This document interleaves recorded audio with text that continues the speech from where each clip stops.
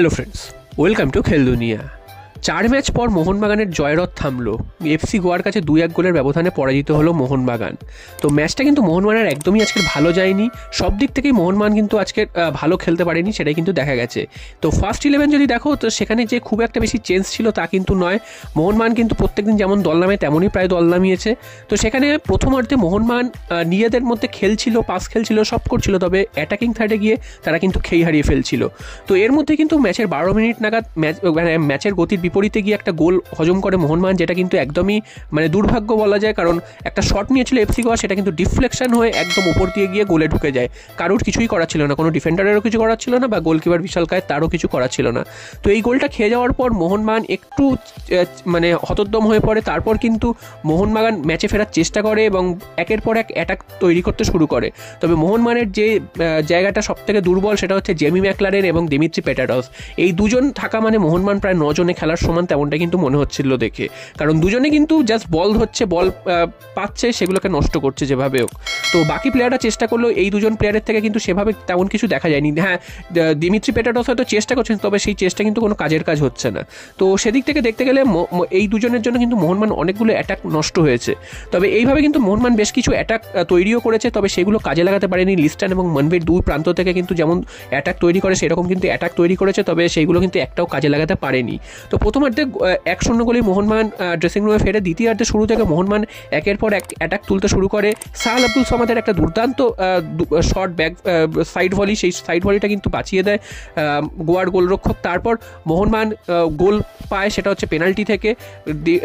Dmitry পেটারস তিনি একটা cross করার চেষ্টা করেন, সেই ক্রসটা হাত দিয়ে আটকায় এবং সেইটা থেকে পেনাল্টি পায় এবং দিমিত্রি পেটারস সেখান থেকে গোল করে কিন্তু মোহনবাগানকে সমতায় ফেরায়। তারপর মনে করা হয়েছিল মোহনবাগান হয়তো খেলায় ফিরবে, তবে সেটা কিন্তু হলো না।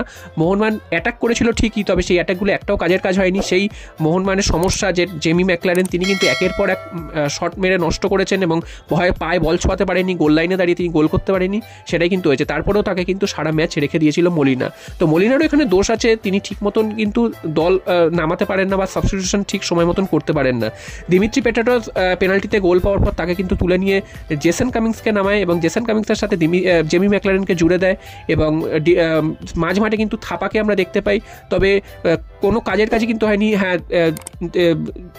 কামিংস নামার পর একটু কিন্তু চেষ্টা করেছিল মোহনবাগান, কামিংসও চেষ্টা করেছিল, তবে জেমি ম্যাকলারেন তার ব্যর্থতার জন্য কিন্তু সেই চেষ্টাগুলো সব মাটিতে মারা যায়।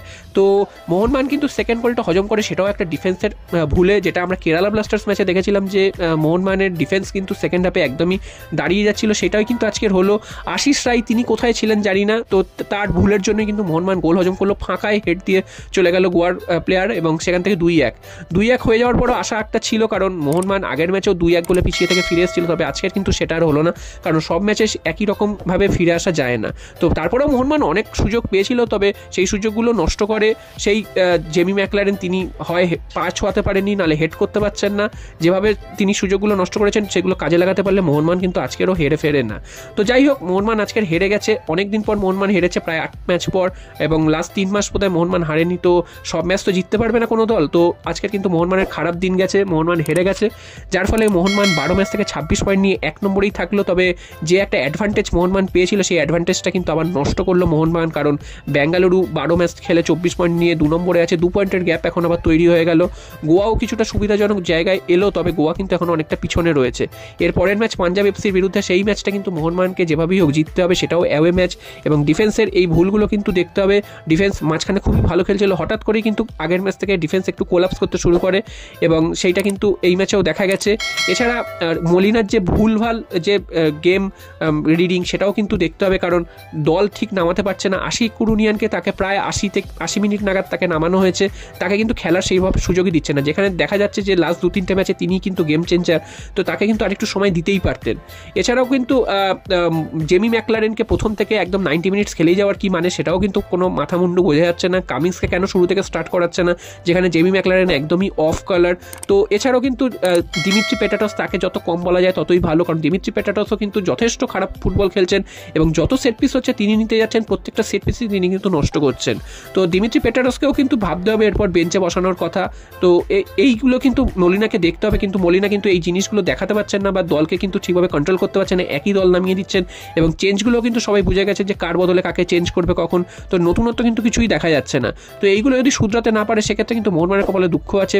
পরবর্তী ম্যাচ পাঞ্জাব এফসির বিরুদ্ধে, সেই ম্যাচটা যদি জিততে না পারে সেক্ষেত্রে কিন্তু মোহনবাগান চাপে পড়ে যাবে, সেটাও কিন্তু অ্যাওয়ে ম্যাচ এবং সেই ম্যাচ থেকে পুরো 3 পয়েন্ট কিন্তু মোহনবাগানকে তুলে নিতে হবে যদি চ্যাম্পিয়নশিপের দৌড়ে থাকতে হয়। তো দেখা যাক পাঞ্জাব ম্যাচে মোহনবাগান আবার ঘুরে দাঁড়াতে